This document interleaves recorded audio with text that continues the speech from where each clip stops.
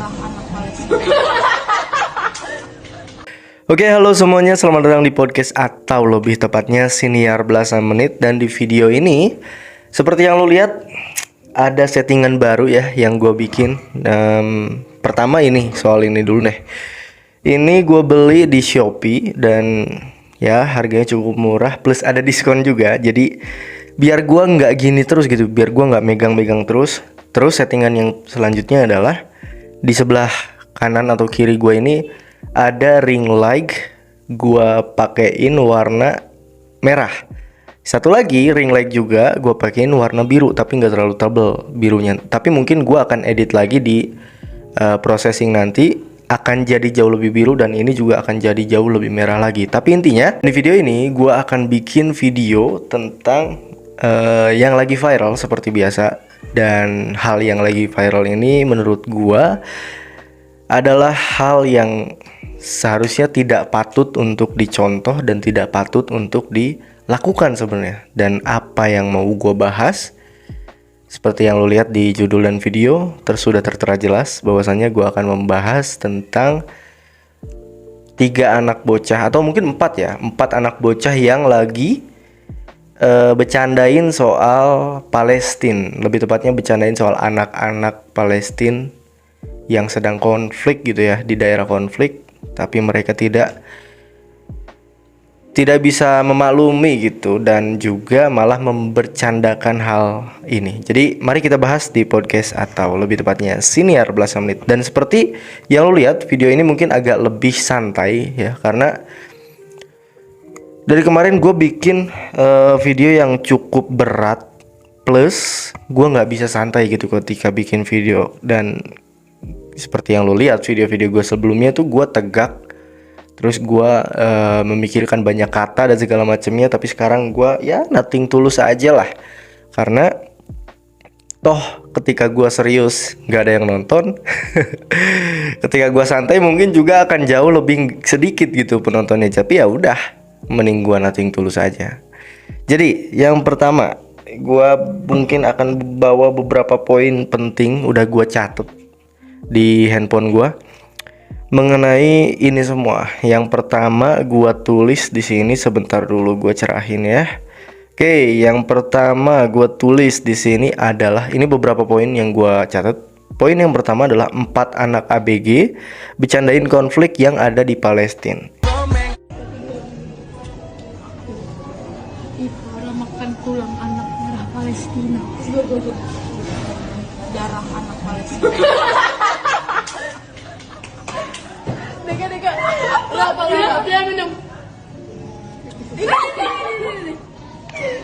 Apa? Daging. Daging anak Palestina. Saus. Ini bukan saus, darah anak Palestina.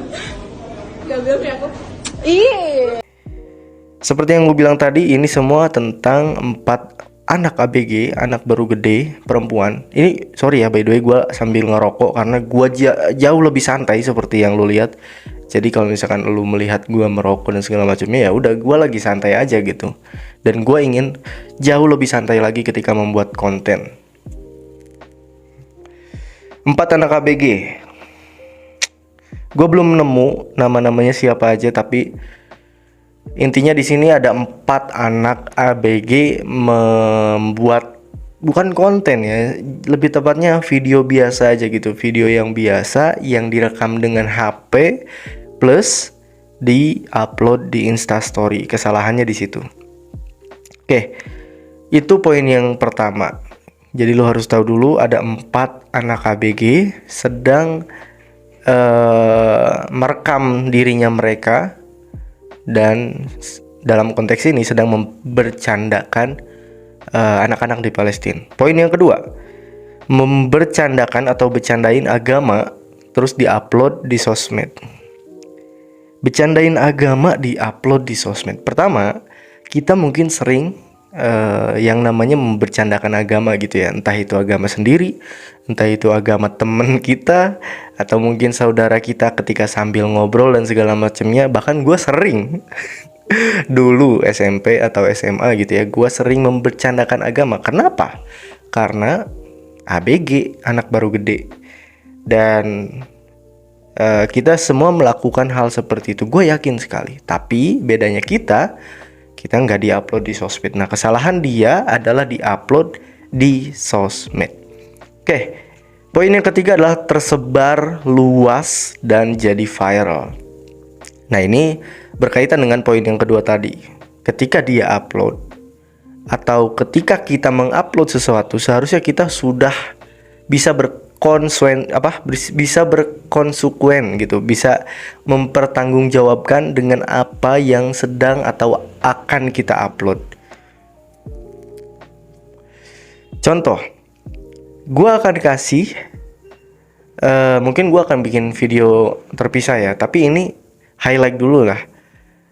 Jadi ketika lu upload video atau foto biasa perempuan ya, foto biasa ini di-upload di sosial media, otomatis sudah menjadi publik gitu. Dalam artian orang-orang, temen lu, saudara lu, keluarga lu, bahkan yang benci sama lu aja bisa yang namanya mendownload foto yang lu unggah tersebut. Dan ketika di-download dan ketika dia punya niat jahat, ya sudah jelas akan menjadi sesuatu yang tidak kita inginkan. Contoh, ketika lu upload foto, misal gua benci sama lu, gua download foto lu dan gua masukin ke website tertentu, yang mana website tertentu itu bisa membuat foto yang biasa tadi, foto perempuan, jadi telanjang. Dan gue bisa saja mensebarluaskan foto yang biasa dan jadi telanjang tersebut di berbagai sosial media. Contoh yang paling ekstrim, Twitter. Bahkan ketika kemarin ramai soal Twitter, dimana ketika ada Elon Musk yang punya Twitter, dia bilang bahwa pornografi sudah dibebaskan di Twitter. Jadi ya memang sebebas itu, dan hati-hati untuk para perempuan, itu intinya. Nanti mungkin gue akan bikin video terpisah soal hal tersebut. Ini by the way gue juga bikin video ini santai ya, kayak gue ngerokok dan segala macamnya. Gue cuma mengecek aja gitu, gue cuma pengen cek aja gitu apakah ini cukup berhasil atau juga tidak. Oke, jadi jangan tersinggung ketika gue merokok. Poin yang keempat, banyak yang menghujat. Itu sudah jelas. Kenapa? Karena ya bercandain agama. Lebih tepatnya sih bukan bercandain agama ya, tapi bercandain orang-orang yang kita selama ini mengasihani gitu. Kayak contoh, saudara lu lagi sakit dan lu sayang sama saudara lu ngasih bantu dia dengan cara makan atau minum atau ngasih uang atau ngasih donasi dan segala macamnya. Tiba-tiba ada orang lain mendiskreditkan atau membercandakan orang yang lagi sakit ini gitu. Ya, apalagi jawabannya kalau bukan sakit hati dan tidak terima akan hal tersebut. Kita nyayangin orang ini gitu, kita donasi bahkan, terus tiba-tiba ada orang yang ngeledek, yang bercandain orang yang kita sayang, kan sakit banget ya. Oke, itu poin yang keempat. Poin yang kelima adalah ketika sudah tersebar luas, muka dari keempat atau ketiga orang ini sudah tersebar di mana-mana, dan satu orang anak ABG dia di screen capture, di SS, terus dijadiin meme. Dan meme ini tersebar luas di mana-mana. Mungkin gue akan tampilin beberapa ini dan ini.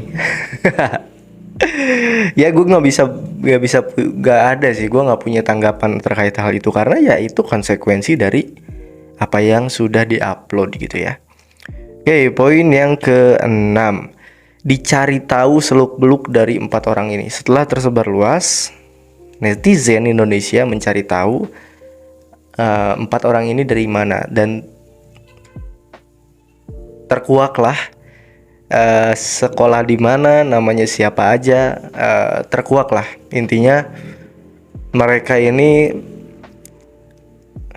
apa ya, orang-orang nyari tahu dan dapat aja gitu namanya di mana, namanya apa, sekolahnya di mana, semuanya ketahuan.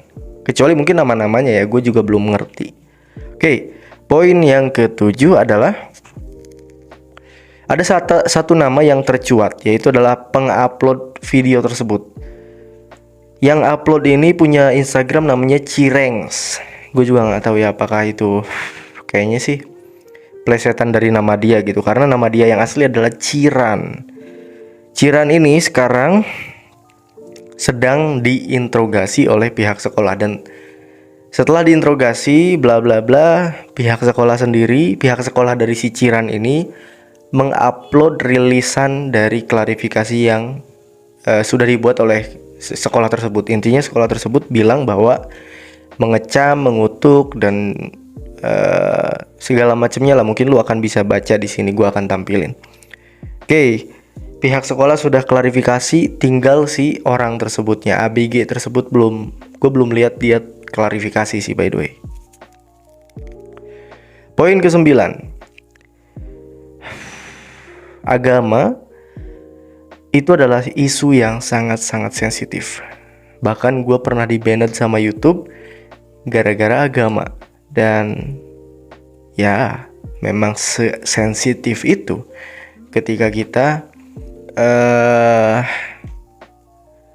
membawa isu agama, apalagi konteks ini adalah tentang membercandakan atau bercandain agama. Itu ya fatal sekali menurut gue, apalagi agamanya adalah agama Islam. Oke, ke-10 adalah sanksi sosial perlu atau tidak. Gua akan jawab langsung tegas bahwasannya sanksi sosial itu sangat-sangat perlu. Tapi tidak usah dipenjarakan. Nggak perlu dipenjarakan. Kenapa? Karena mereka itu masih ABG. Jujur aja, mereka itu masih ABG, masih anak-anak, masih SMP, dan jelas itu adalah poin yang ke-11 adalah jadi pembelajaran untuk mereka untuk tidak melakukan hal yang sama, untuk tidak mengulangi hal seperti itu lagi di kemudian hari. Karena itu tadi, pertama adalah sensitif, dan kalau ditanya soal sanksi apa yang harus diberikan adalah sanksi sosial.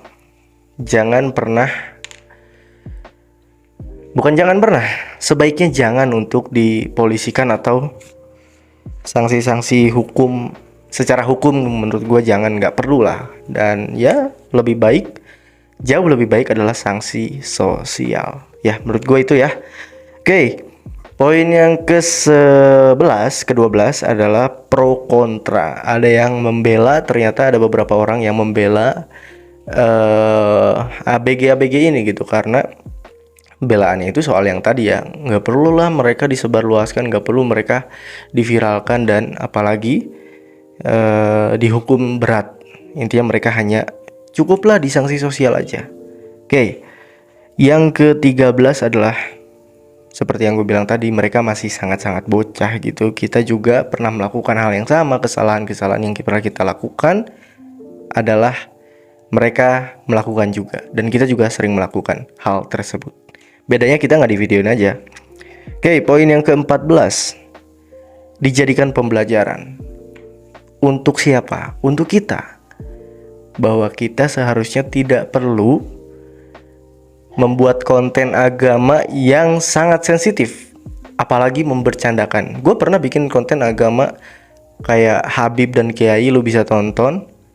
Terus juga ada gua bawain isu soal topi ama dari India. Itu juga cukup rame ya, 2.700 penonton, menurut gua sudah ramai. Dan itu sangat-sangat sensitif, makanya gua selalu mensensor agama-agama tersebut, atau bahkan kata-kata yang seperti Habib, Kiai, Ustadz, gua akan selalu sensor karena bahaya. Oke, poin yang ke-15. Gue pernah melakukan hal yang sama. Gue pernah melakukan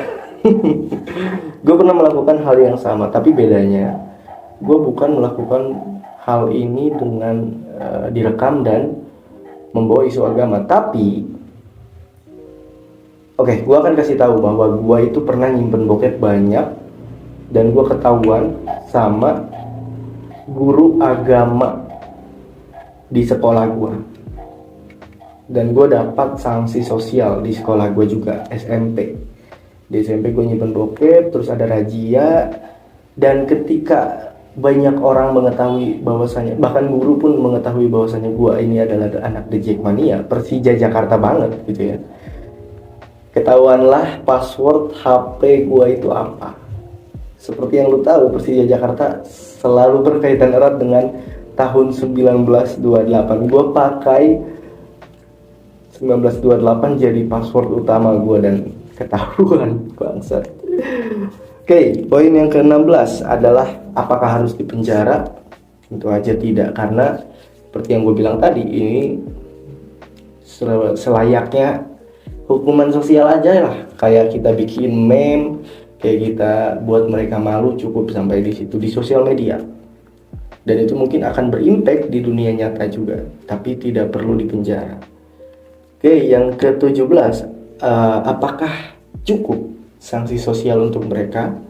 Menurut gua, sanksi sosial untuk mereka sangat-sangat cukup karena si anak-anak pertama, dan yang kedua, ya ini adalah pelajaran yang paling penting untuk mereka untuk tidak melakukan hal yang sama. Dan menurut gua sudah cukup saja di sanksi sosial. Itu yang sebelumnya. Poin yang berikutnya adalah beri pengetahuan agar tidak diulangi. Sebenarnya ada sisi lain atau ada opsi lain selain memberikan sanksi sosial gitu, tapi susah ya untuk bilang kalau misalkan sanksi sosial buat mereka tidak dilakukan, karena ya ini di media sosial mereka sudah jadi landmark utama untuk bisa dibuatkan meme dan segala macamnya. Tapi intinya di sini gue mau bilang bahwa ada opsi lain selain bikin mereka malu di sosial media atau di dunia nyata.